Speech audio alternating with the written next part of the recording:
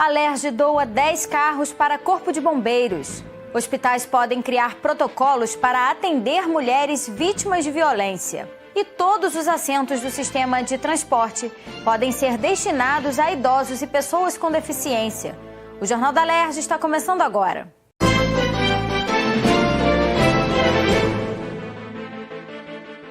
Boa noite. A Assembleia Legislativa entregou 10 carros para o Corpo de Bombeiros do Estado.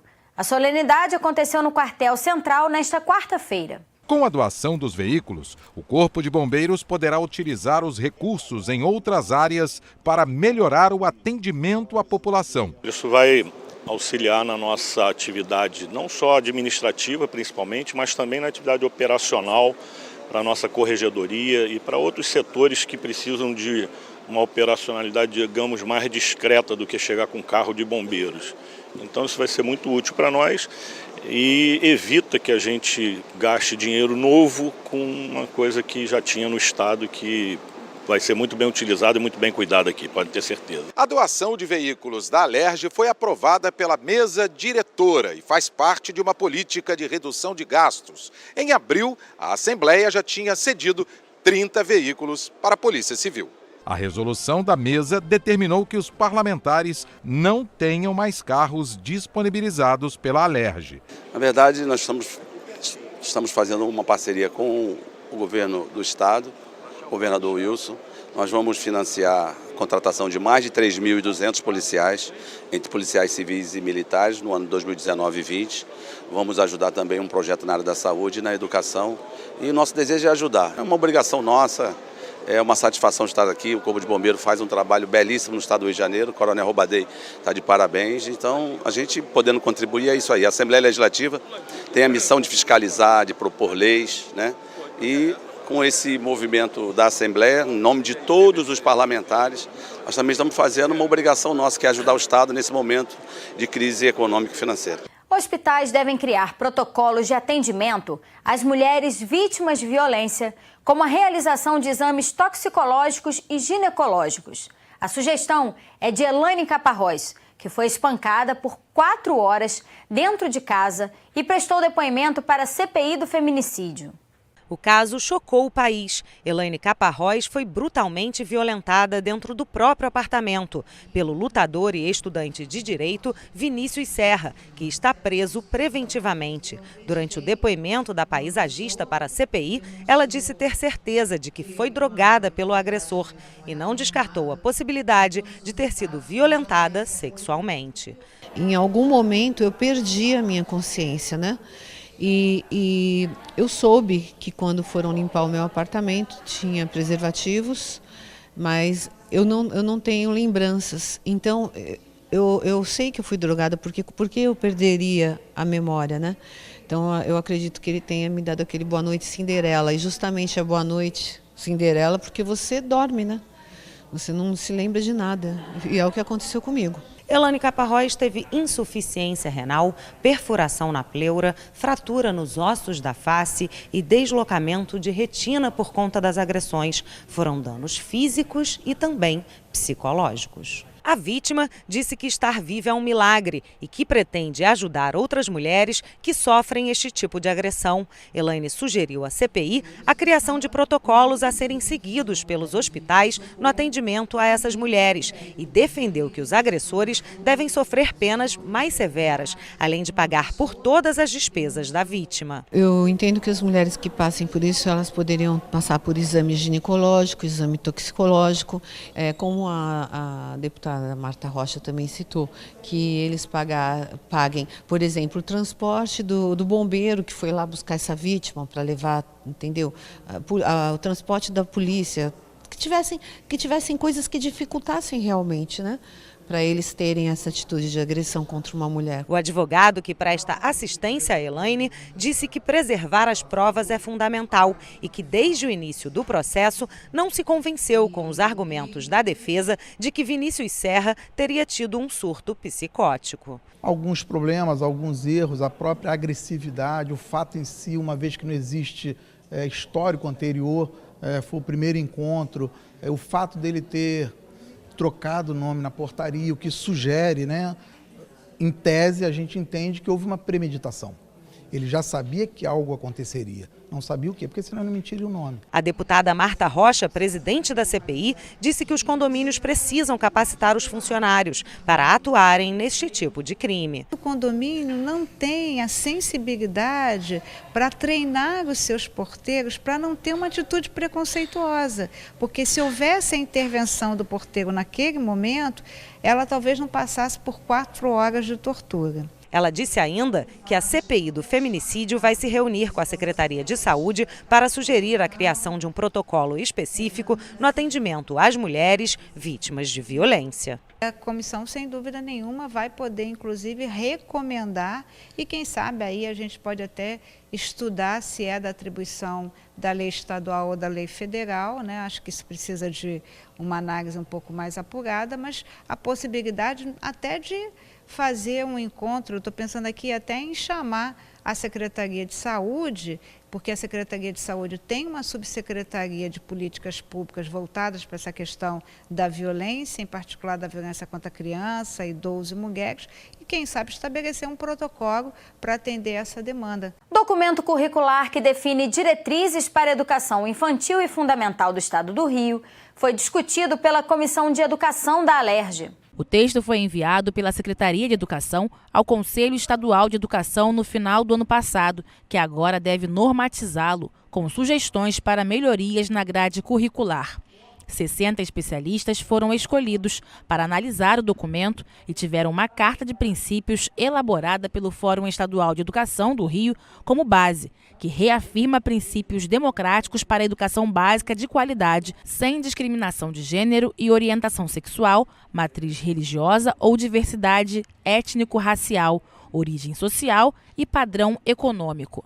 Para a presidente do Conselho, esse processo de discussão propositiva, que contará ainda com audiências públicas, é um marco para a construção de um processo coletivo comprometido com a elevação da qualidade de ensino. Esse documento da Secretaria de Educação, ele segue toda a linha da Base Nacional Comum Curricular e cabe neste momento também verificar no Estado do Rio de Janeiro se este documento ele é suficiente para atender ao perfil do Estado do Rio de Janeiro, as políticas educacionais do Estado do Rio de Janeiro, ou ele precisa de algumas, de algumas adequações e, mais do que adequações, de algumas inclusões. Mas isso nós vamos saber ao final de todo o processo. O presidente da Comissão de Educação, deputado Flávio Serafini, disse que o debate de hoje foi importante para entender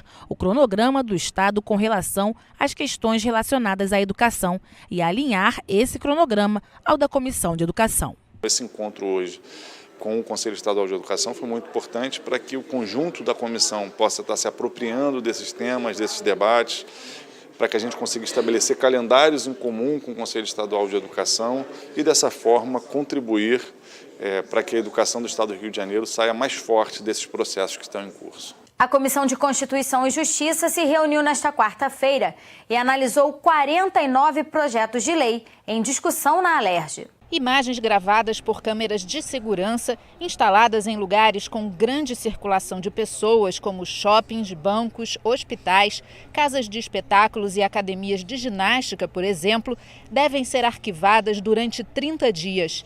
É o que diz a proposta do deputado Valdec Carneiro, que recebeu parecer pela constitucionalidade na CCJ e vai ser analisada em plenário. Nesses ambientes com grande circulação de pessoas, é muito importante ter esse tipo de registro, porque delitos, crimes, enfim, podem ser elucidados com a ajuda desses arquivos de imagem. Tendo-se a preocupação com a preservação da intimidade das pessoas, que essas imagens não tenham outra destinação, que não a proteção das pessoas que ali circulam e dessas instituições, eu acho que pode ajudar muito na elucidação de delitos. Também foi discutida a proposta do deputado Jorge Felipe Neto, que garante o livre acesso dos veículos de imprensa aos órgãos públicos do Estado, inclusive para registrar imagens de obras e serviços públicos. O texto exclui da regra apenas as instituições das áreas de segurança e saúde. O projeto também recebeu parecer favorável dos parlamentares. Diversos jornalistas eram barrados, por exemplo, na porta de secretarias, de órgãos públicos, de repartições fazendárias, não conseguem acesso, órgãos muitas vezes se recusam a protocolizar documentos, o que é crime. Então, ter o livre acesso faz parte da imprensa livre, faz parte da necessidade de realizar o dever-poder da imprensa, que é justamente ajudar o parlamento, ajudar a sociedade na fiscalização do poder público. Já o deputado Carlos Mink propõe tornar obrigatório o uso de material biodegradável na composição de pratos, copos, talheres, canudos, bandejas e outros utensílios descartáveis. O percentual mínimo de material biodegradável utilizado nesses produtos deve ser de 20% no primeiro ano de vigência da lei e deve aumentar progressivamente, chegando a 100% em 4 anos. O que é biodegradável? Significa que isso, se for para a natureza, se biodegrada rapidamente. Não fica 50 anos, 80 anos, que nem o plástico. Se biodegrada em poucos dias, como o papel. Isso significa que vai entupir menos rios, menos canais, vai causar menos poluição para peixes, golfinhos, tartarugas. Tudo tem que ser biodegradável. E aí a gente dá um cronograma para ir sendo substituído o que é poluente e não biodegradável por materiais, fibras vegetais biodegradáveis. Foi lançada na Alerj a campanha nacional em defesa delas, defensoras e defensores públicos pela garantia dos direitos das mulheres. Como combater o feminicídio no Brasil? O tema vem sendo cada vez mais discutido. Dados do Fórum Brasileiro de Segurança Pública e da OMS apontam que uma mulher é assassinada no país a cada 2 horas. 13 mil sofrem algum tipo de violência diariamente e o Brasil é o 5º com maior taxa de feminicídio no mundo. A campanha em defesa delas, além de especificar os tipos de violência contra mulheres, também aponta serviços prestados pela Defensoria Pública e pelas redes de apoio às vítimas espalhadas pelo país. Muitas vezes as mulheres nem percebem que são vítimas de algum tipo de violência, né? Então o primeiro foco da campanha é a educação em direitos, é poder despertar, levar aquela mulher que é vítima de alguma violência a despertar assim, nossa, isso está acontecendo comigo, né? E daí ela poder procurar apoio e as que já têm consciência que sofrem essa violência, mas não têm forças para quebrar o círculo, né? O círculo, que ela saber que ela não está sozinha, que ela tem um apoio da defensoria, que ela para poder quebrar isso. Idealizada pela ANADEP, a Associação Nacional dos Defensores Públicos, a campanha também aborda temas como machismo institucional, violência obstétrica, diferença salarial, mulheres encarceradas e em situação de rua. Além da cartilha explicativa, audiências e eventos também devem ser promovidos para dar visibilidade e ampliar a discussão sobre esses temas. O objetivo é fazer nos vários estados lançamentos, eventos, audiências, palestras, para chamar a atenção não só sobre a violência doméstica, que é a feição mais conhecida da violência contra a mulher, mas também da violência obstétrica, do direito das presas, do racismo, do machismo institucional, da violência contra a mulher trans, enfim, vários aspectos que precisam ser debatidos para que o direito das mulheres seja assegurado na sociedade. A cartilha traz endereços e telefones que podem ser acessados pelas mulheres em relação à defensoria, em relação a redes de proteção,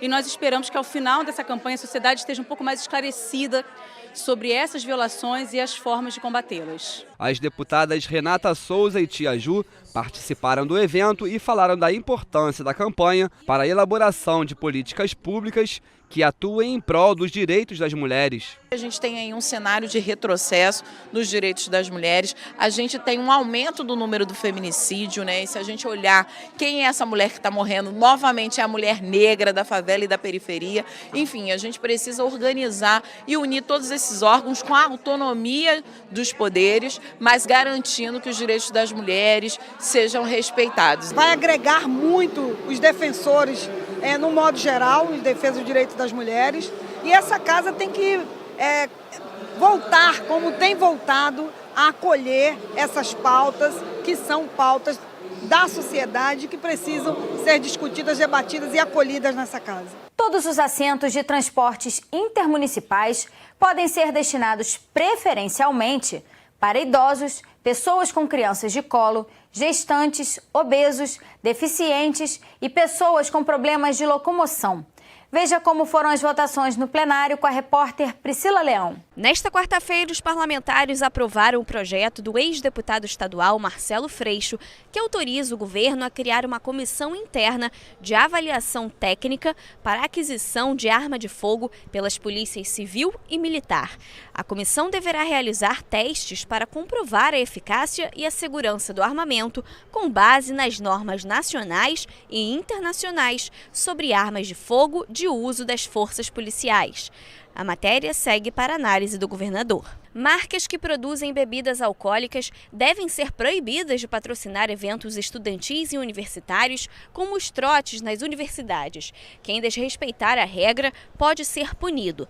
A proposta da deputada Lucinha foi aprovada e segue para a sanção ou veto do governador. Proíbe o patrocinador, aquele que chega e coloca o palco, coloca o som, e aí a garotada jovem vai para lá e aí, através do patrocínio dessas empresas, comercialização da questão da bebida, consumo de bebida alcoólica em excesso. Já ficou comprovado que esses patrocinadores que envolvem as empresas de bebida, eles acabam tornando a vida do jovem um perigo, porque eles saem embriagados, né, desses eventos estudantis, chamados estudantis, saem embriagados e vão parar nos hospitais, acidentes de carro, atropelamento, enfim, uma série de problemas que já vem acontecendo há bastante tempo. A lei que determina a presença de profissionais de educação física nas academias que funcionam dentro de condomínios residenciais pode ser alterada.